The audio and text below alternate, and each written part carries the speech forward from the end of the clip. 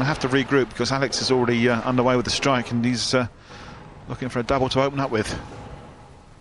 Left-handers have done well in this competition as well. All three of the lefties got through the first round.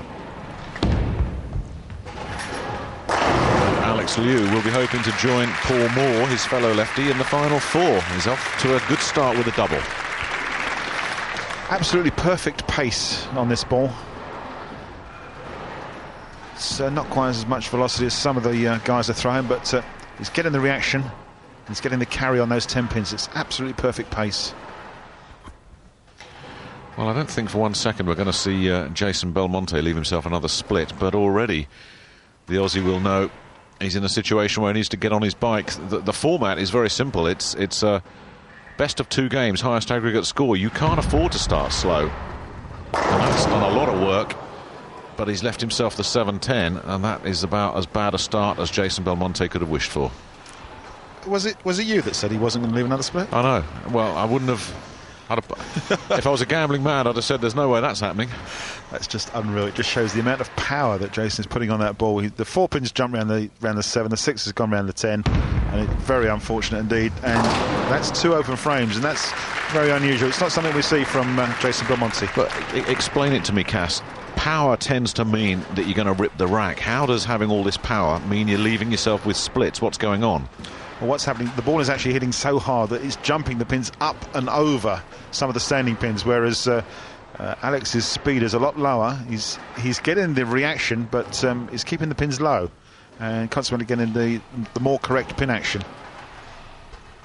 Sometimes we say in the trade that less is more. Alex, less velocity, getting more carry. And I'm sure that's baffled you with the science, isn't it? I'm speechless. Alex isn't going to worry about the science too much. Is that 10 going to go? It's tucked away in the corner there. It had a little wobble, but we've seen these twister pins. They're quite tough. It takes a lot to knock them down. It's not just the slightest touch will move them. No, you've got to be accurate. And that's a twister, isn't it? That 10-pin twisted right round. Out comes the hard spare ball. Should just drift this one across the lane, keeping it straighter. For spare. Early lead from the Asian #1 ranked player for 2005.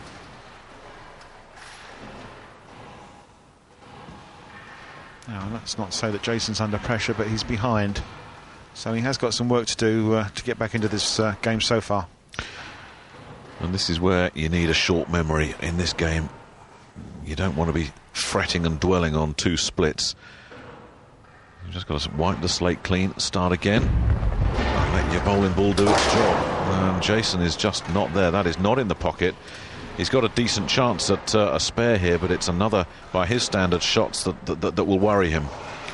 It's out the pocket, yes. He's actually moved left on the approach here, tried to open the lane up a little bit more. He's left himself the 3, 6, 9, 10, and we know about that 3, 9 sleeper in there, don't we? Got to cover that front pin and get the ball to go through and cover that 9 pin at the back. Not the easiest spare in the world. But if Jason's going to get himself into this match, he needs to give himself a kickstart. Maybe a good spare here will be the spark he needs. Yeah, nice shot. Yes, he'd be happy with that one. He certainly wasn't happy with the first shot, but the spare was well converted.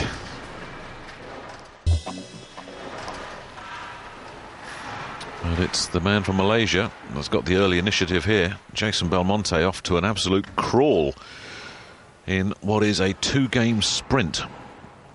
There's still plenty of time left for Jason, but he needs to start getting his act together now.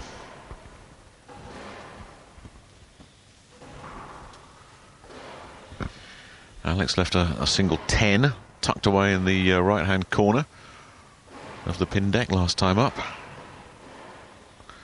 He'll be looking to try and carry all 10 again here. And he does. The 7 was a bit lazy, but it went. I'm sure he's not going to worry about that as long as it does go. Going another great shot from the left-hand side of the lane. Gets some good distance. Great reaction in the back end. Carrying all 10 pins. Looking very relaxed. The debutant man. Perhaps he's looking for an extra birthday present. Yes, Jason Belmonte won't want to give him one, and that's much better from Jason. Looks like he's getting himself going. Just a sign of what Jason Belmonte can do. Changed his line, played right down the outside. Got a much better reaction off the right-hand side of the lane, and actually ripped the rack. Some of these right-handers on this lane, we've seen they take that wide line down the right-hand side of the lane, and the ball doesn't come back for them. But Jason getting so much rotation on that ball, it hooked back in for a very nice strike. But Alex has one double. He's looking to find himself another one right here.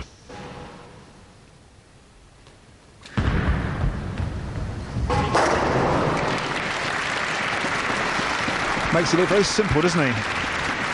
4 strikes out of 5 shots. Seems well in control. He's obviously brought his A game with him today.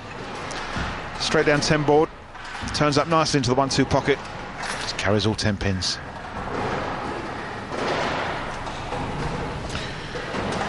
Very accomplished, steady start for Alex. It's pretty much what we expected.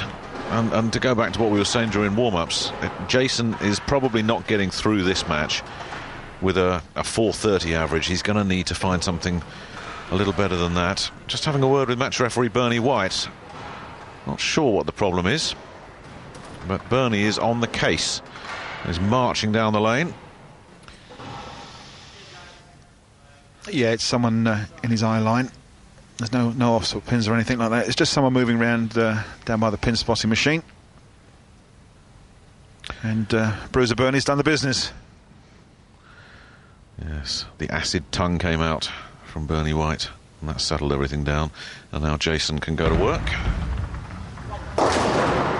but still can't find the strikes with any degree of consistency. 1 so far through 5 frames, and there's frustration showing on the Aussie's face. Just a little bit inside his mark, and again, overreaction in the back end. Didn't make the pocket that time. Used himself the 3 and the 6. Should be a straightforward spare. With this clear spare ball that he's got. Goes nice. Oh my goodness me. Spoke too soon, didn't I? Well, what's the story there? Mental error? I mean, he looked frustrated as he was going for that spare ball, and if he hasn't just settled him down mentally, that's what's going to happen.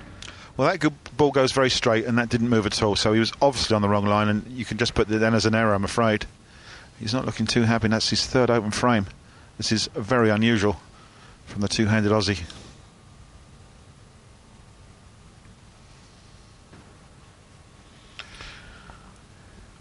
Of course, nothing's going to stop young Alex here, just turning the screw and looking for 3 in a row. And getting them.